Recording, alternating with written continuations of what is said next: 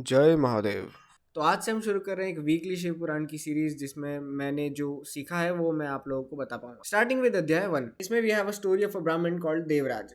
देवराज एक बहुत ही धूर्त किस्म का ब्राह्मण है, तो इसकी क्वालिटीज पे ध्यान देना। देवराज जो कि ज्ञान में अत्यंत दुर्बल, and we know that if you are a brahman you must try to attain the topmost knowledge out there in the universe, right? So this is his first quality, that he is not really much of a knowledgeable person. Second, daridra meaning poor, which is okay for a brahmin.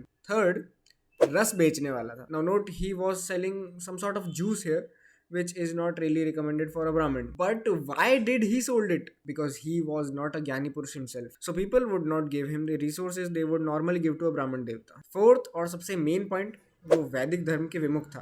वो स्नान संध्या आदि कर्मों से भ्रष्ट हो चुका था। वो हमेशा वैश्य वृत्ति में तत्पर रहता था। वैश्य वृत्ति इज प्रोस्टिट्यूशन। फिफ्थ, वो हमेशा उन लोगों को ठगता था जो कि उस पर सबसे ज्यादा विश्वास करते थे। सिक्स्थ, उसने चारों वर्णों के लोगों को मारकर उनका धन हड़पा था, पर कभी भी धन के कार्य में अपना धन नहीं निकाला था, like most of the people. वो वैश्यगामी था और सभी तरह से आचार भ्रष्ट था. So in this story we have a good for nothing Brahmin who did knew the responsibility of a Brahmin. तो एक दिन ऐसे ही घूमते घूमते किसी शिवालय गया था और वहां पे उसको बुखार आ गया एंड उसकी हालत इतनी खराब हुई कि उसने वहीं पे अपना दम तोड़ दिया। और दम तोड़ते ही यमदूत आ गए उसको लेने।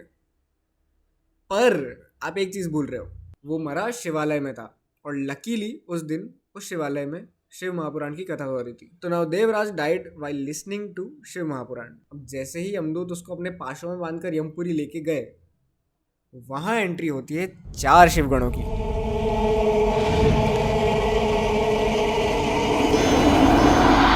एंड शिवगणों का अपीयरेंस कैसा था?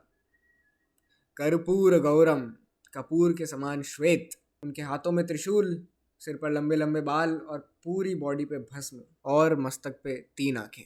दिस शोज के जिस भी देवता के जो भी गण होते हैं वो उस देवता जैसे ही होते हैं। Now remember this because we will talk about this in a future video. और उन शिवगणों ने वहां पे आते ही यमदूतों को धोया और देवराज को उनके पाशों से मुक्त किया। और ये सुन के यमपुरी में कोलाहल मच गया। यमराज खुद देखने आए कि ये हो क्या रहा है। परंतु जब यमराज ने खुद रुद्र समान शिवगणों को देखा तब वो भी भय के कारण कुछ नहीं बोल पाए और वहाँ पे उनकी पूजा की और उनको कहा कि आप इनको लेके चले जाओ। और वो सारे शिवदूत देवराज को कैलाश लेके चले गए। Now what do we learn from this story? That भगवान के नाम को सिर्फ मरते समय सुनने से ही आपको भगवान के धाम की प्राप्ति हो सकती है, बिकॉज उनके नाम में ही इतनी पावर है कि वो आपके काफ़ी कर्मों को नष्ट कर सकते हैं। Now after listening to this I want you guys to live your life but just chant his name in the back of your mind. Not much big of a task, right? And make conscious decisions. आज के लिए इतना ही, मिलते हैं next video में। हरिओम।